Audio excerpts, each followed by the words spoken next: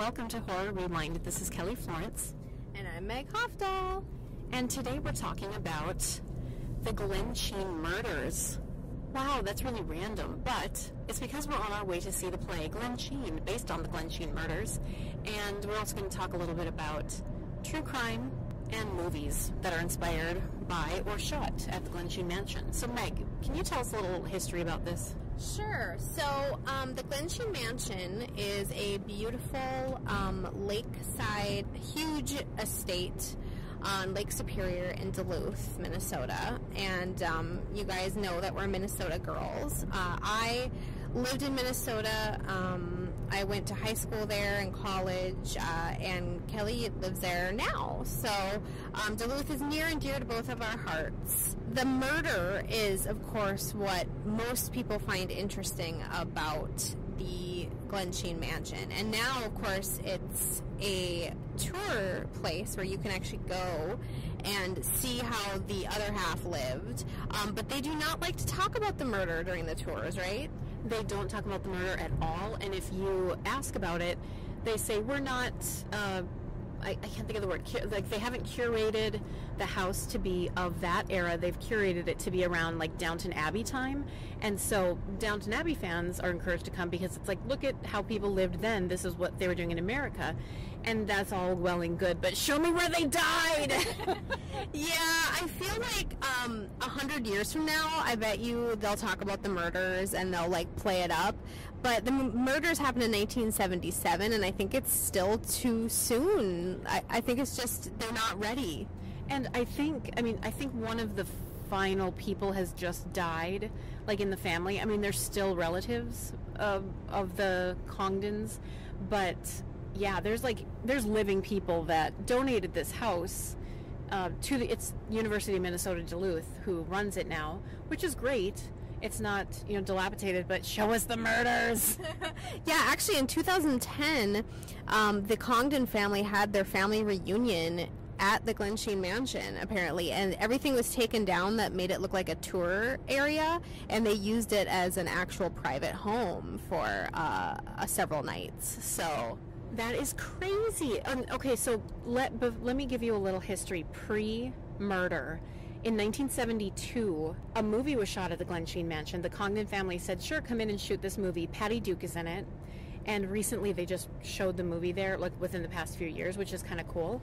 But the movie, the plot is kind of creepy because it's this Vietnam widow. She's pregnant and she goes to meet her husband's mother, her mother-in-law, for the first time.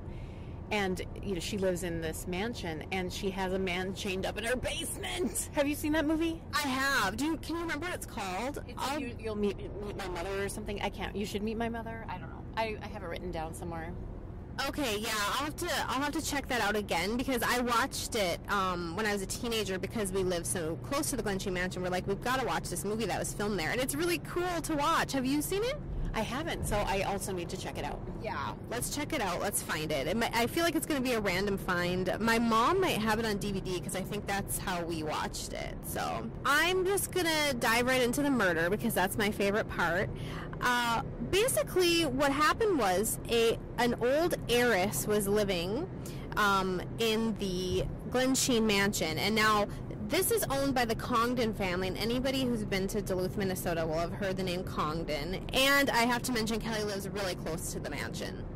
So, we could throw a rock and break a window, but I won't do that. And I should mention, I don't live on the mansion side of the street. Let them believe that you live on the mansion side. Basically what happened was that this old heiress was living there, and of course, as soon as I start talking, I forgot her name, and I feel bad, and I feel like I need to look her name up because she's a murder victim, so that's rude. What we need to know is that Chester Congdon, sort of the patriarch of this family, he was an attorney and a businessman. He and his wife Clara built the house between 1905 and 1908, and basically, 60 years later, their youngest daughter, surviving daughter, still lived there. She was in her 80s. And apparently, she barely used any of the 39 rooms of the house. I'm sure it was a bastard to heat and pay for all that electricity. Oh my gosh, yeah. Yeah, and I mean, I think what's so interesting about all of this is, like, this was 1977, so it wasn't that long ago. I mean, really, in the perspective of things. And there's, like, this old heiress living by herself in a mansion on Lake Superior. I freaking love it. I love it. Like, it's such a gothic idea, and, like, think of just how many great sort of stories you could start with just that. So on June 27, 1977, she was 83 years old, Elizabeth was, the youngest daughter of Chester and Clara Congdon, and she was sleeping when she was rudely murdered. She had a pillow put over her face. Can you be politely murdered? I mean, I suppose, like, a pillow over the face is as close as you're gonna get. But it was still rude. But even worse, her maid, Velma Velma Pidiella, 67 years old, was murdered, and this is no kidding, by a candlestick on the landing of the stairs. Okay, so side note, we on Mother's Day went for a Glensheen tour, and I've been there a few times now, but my son, who's 11, he hadn't been there ever, and he's like, I think, before we went, he's like, I think the maid was murdered with the candlestick on the stairs, and, like, no, he had read it or something. Okay. He didn't, like, have an intuition. And I'm like, no, you're thinking of the movie Clue, but then, of course, like, we looked it up, and I'm like, okay, I'm sorry, I doubted you, but it just sounds so like Clue. Yeah, it sounds fake. It sounds way fake. Like, if Clue hadn't been created before this, I would be concerned. Basically, it becomes this huge, right away, it becomes a huge case, because they find these two poor women, both elderly, dead in this, you know, sort of, I wouldn't say decaying mansion, but it's certainly a mansion that, you know, is no longer in its former glory, yet still beautiful. And pretty soon some suspects emerge. I've actually seen, there's been like one of those bad, like, ID investigation discovery shows of it, and I watched one about it, and it's obviously filmed in a house that's not Glensheen, that was the worst part. I was looking up, you know, movies that have been filmed there, and most of the things that have been filmed or are just about it, and it's this murder. But there's only been 2 things actually filmed there. The movie that I mentioned with Patty Duke, and then a movie a few years ago, 3 years ago actually, with Francesca Eastwood. It's Clint Eastwood's daughter, and it was a made-for-TV movie, and they called it a Hitchcock-esque thriller. I haven't seen that either. Yeah, we gotta watch these. I mean, it's just gonna be fascinating just to sort of see Glensheen. The suspects that emerge are Marjorie Congdon and her husband, Roger Caldwell, and she's named, of course, Marjorie Caldwell at this point. She's 44, her husband's 43, and she stands to inherit $8.2 million from Elizabeth. So obviously, now that's a lot of money, and in 1977, that's a shit ton of money. And when I watched this, like, cheap reenactment show about it, they were kind of focusing on Marjorie and Roger, and how they are he's kind of this ne'er-do-well, and she is sort of cheap in one regard, but she loves to spend money, and so she doesn't have a lot of money, and basically neither of them have lives that have really gotten off the ground, and pretty soon it becomes quite clear, and they have like a gaggle of children, and pretty soon it becomes quite clear who is responsible. Fargo showrunners, can you please set a season beginning with this murder? Oh. Doesn't this sound like a Fargo season? That's a really good idea. Like, they have that sort of, like, bungling, like, they have, like, that Fargo-ness about them, where it's, like, you can see them, like, scheming this idea of killing this old woman, and really the postscript of this murder is even more interesting, because they are soon arrested. There's evidence that Roger is the culprit, that he was there, even though Marjorie was actually in Colorado at the time of the murder. It seems that there's proof that he was in Duluth. They're both charged in the slayings, but a jury found him guilty of first-degree murder and sentenced him to life, but she was found innocent of murder conspiracy. My jaw is dropped. Marjorie never served prison time and is alive right now, existing in the world. Marjorie, are you listening to this? Murderous? She's now the same age her mother was when she was murdered, and she's living in Tucson, Arizona. What? So she just inherited all that money and is living her life? Yeah, even though she apparently left a trail of bigamy, arson, fraud, and she has some stake in some other suspicious deaths along the way. She's living a free life right now. Okay, that is fascinating. I had no idea. Like, I knew about the murders, and then I knew how they happened, and I knew that the son-in-law was involved, but I just assumed they were both in prison for the rest of their days. Well, I'm hoping that this play we're about to see might shed some light on Marjorie and what her life was like after the murders and before and during, because it sounds like she's an interesting character, but a real person. But here's some more interesting stuff. So, there was a problem with some evidence, and he was let go. Wait, what? Plot twist? Roger Caldwell was given time served. Yeah, even though he killed 2 elderly women, and he got to live free, but he committed suicide 5 years after he's let go, and he left a note. Oh my God, what did the note say? I have chills right now. Tell me what it said. It said, "I didn't kill those girls." Kill his face! I don't even know how to react to this. This is freaking amazing. He called them girls? He called them girls. He called his elderly mother-in-law girls in the note. How rude. You know, that's how you really rudely kill people. I'm more shocked about that than that he confessed that he didn't kill them. Okay, but what is going on? Wait, what if he didn't kill them, Meg? What if the murderer is still at large? I mean, I have chills right now. The house is really close to your house. He literally said, "I didn't kill those girls," and killed himself. Like, what the heck? And why would he commit suicide? He was let go. He was living a free life. So, like, was he tormented by his guilt, or was he tormented because he never was involved in the first place?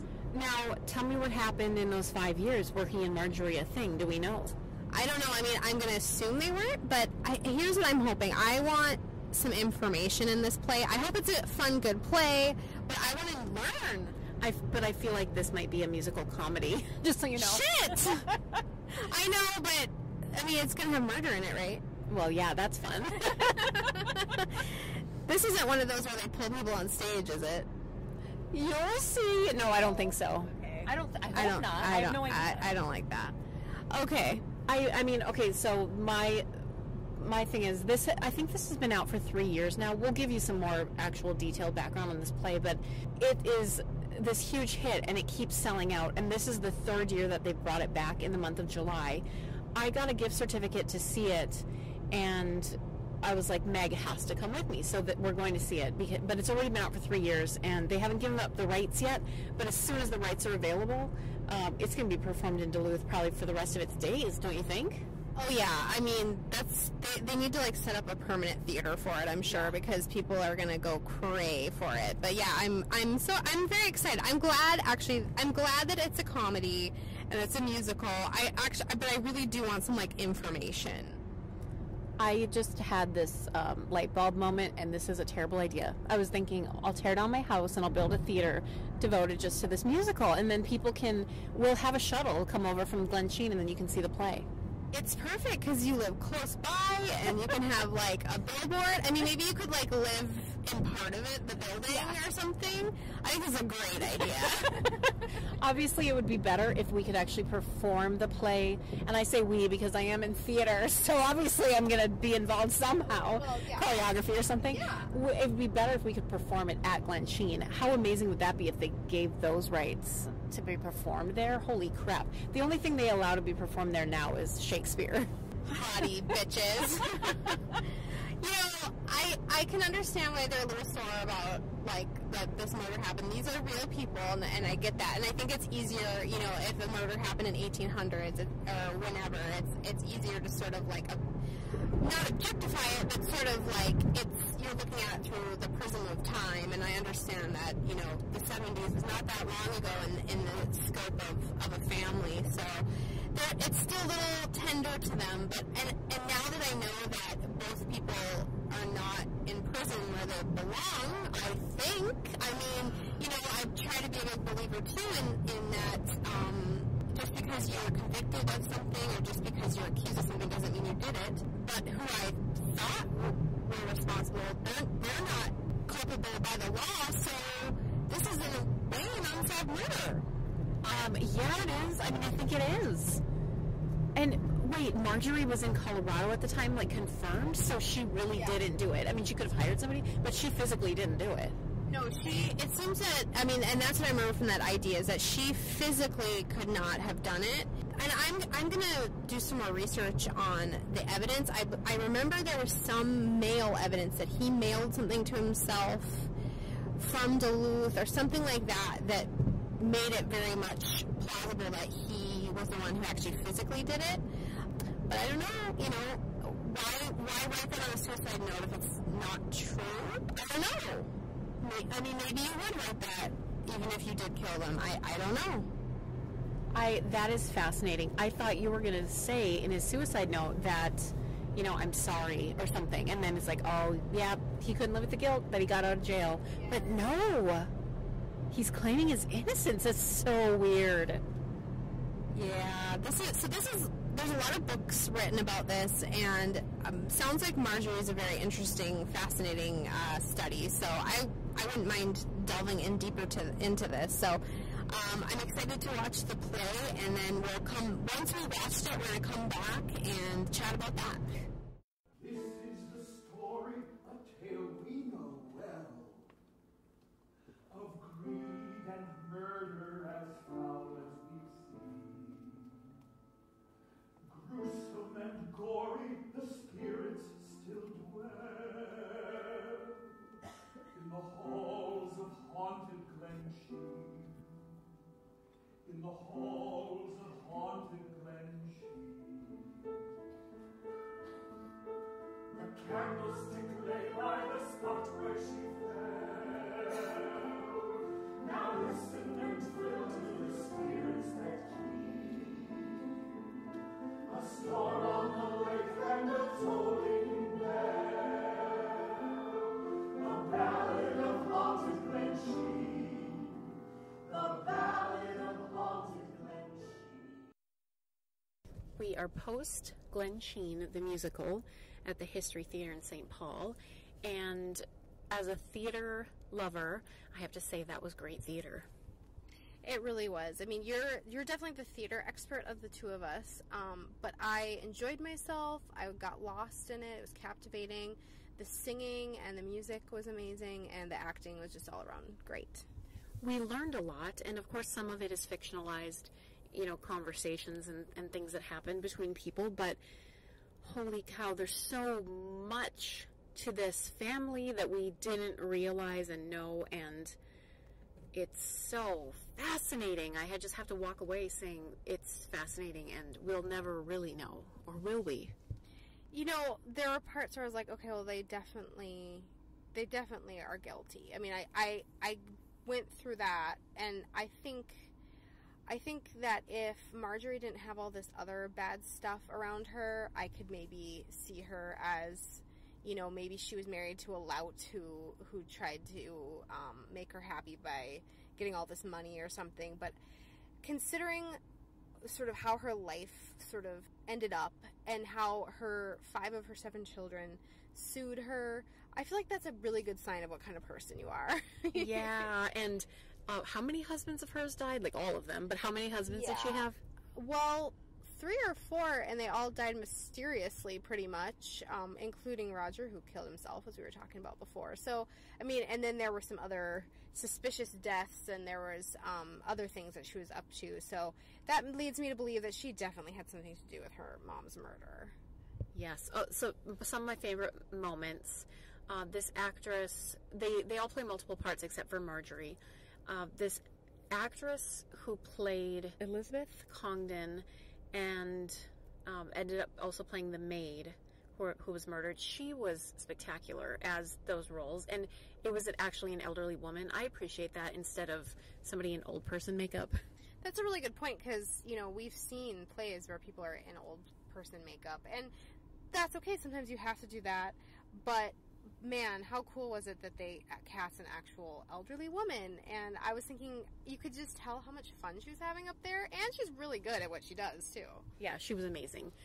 There was a song also that was really fun. It sounds weird to talk about fun songs in a show about murder, but it's true.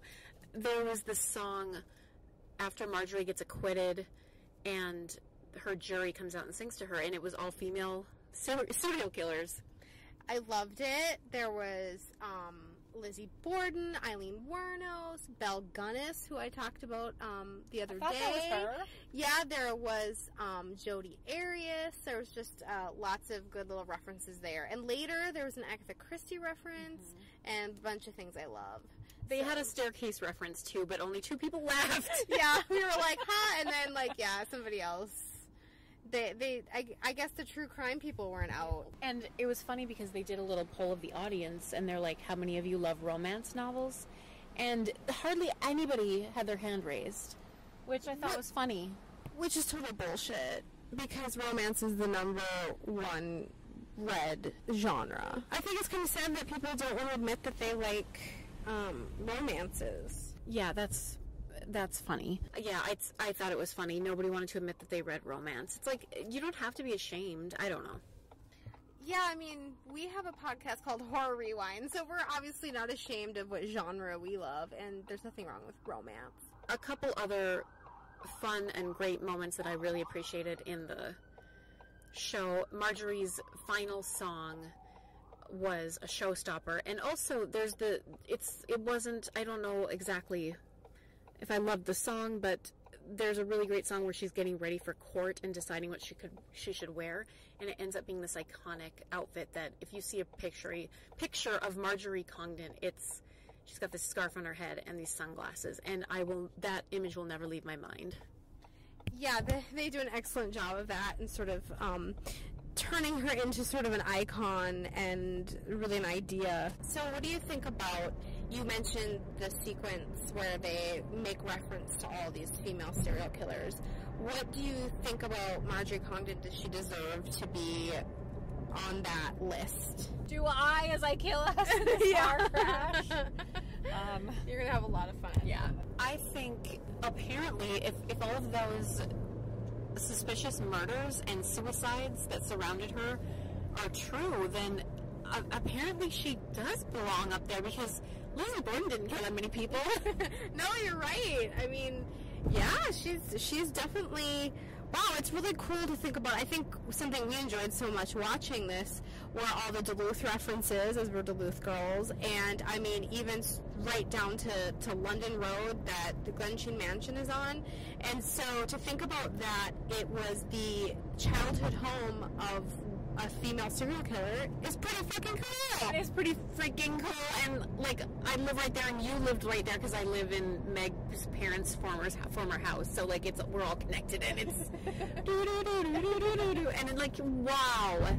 And I was saying, okay, Roger, if he did it, he left his car somewhere close by and walked. Like, what if it was on this property? And what if I am digging in my yard one day and I find something of Roger's? Oh my gosh, what if you find one of the gold coins that he sent to himself in the mail? Oh my god! I was thinking that during when they were talking about leaving the car, I'm like, what if it was there and then I find something someday? That would be worth $1 million to me.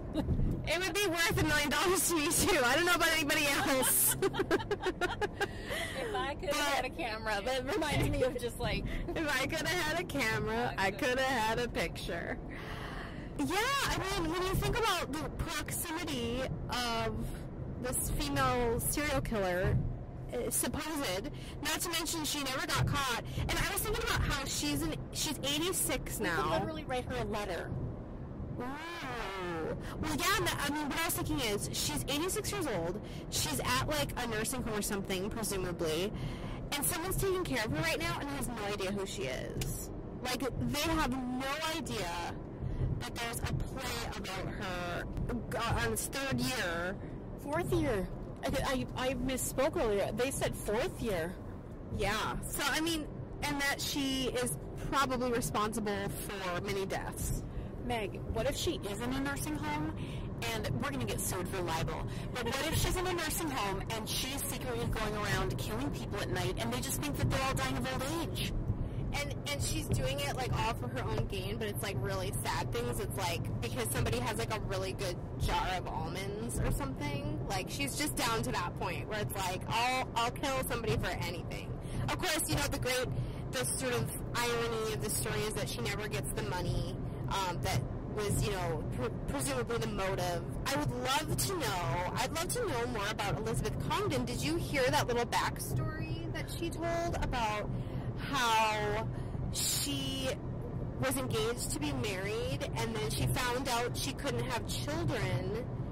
She dumped the guy for his own sake, I guess, so he could have children. And then in his will, well, you tell the rest. Okay, so in his will, he left her the engagement ring that she gave back to him after they found out she couldn't have kids. Allegedly, that's the ring that Roger stole, and Marjorie was then wearing. I mean, in this play version she was, but holy crap, that's so sad and beautiful. And so Elizabeth Congdon never got married. She adopted these two girls on her own to have a family to share her life with, and look what happened. It's cheesy, but, like, truth really is stranger than fiction. I mean, there are obviously conversations in this play that didn't actually happen, or if they did, they were vastly different and all that, but the bones of this is true, and it's bizarre, and I think, like I said before, it's like, this happened not that long ago, and yet it's, like, straight out of an Agatha Christie novel. I think this whole thing is fascinating, and I think this proves that sometimes we don't see the forest through the trees. Because, like, there was a freaking female serial killer that grew up, like, right across the road, Meg.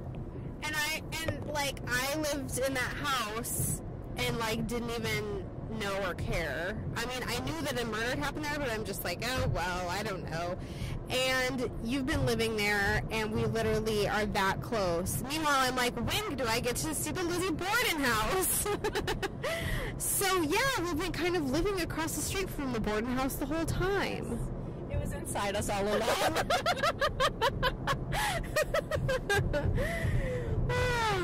Yeah. The moral of the story is, in my eyes now, after this whole experience of this day, look around and see the stories that are in your own neighborhood, because sometimes it might be more fascinating than you think. And also, go support live theater. It's a pleasure.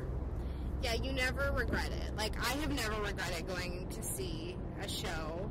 And yeah, I mean, hopefully the stories in your neighborhood are macabre and dark, and maybe you could get some inspiration and write your own movie script, and then we could talk about it on Horror Rewind. So there you go. Take inspiration from real life. Like, the people who wrote this, they saw something in history that was fascinating to them, and now this play is a big success. So go out there and create with what the world has given you.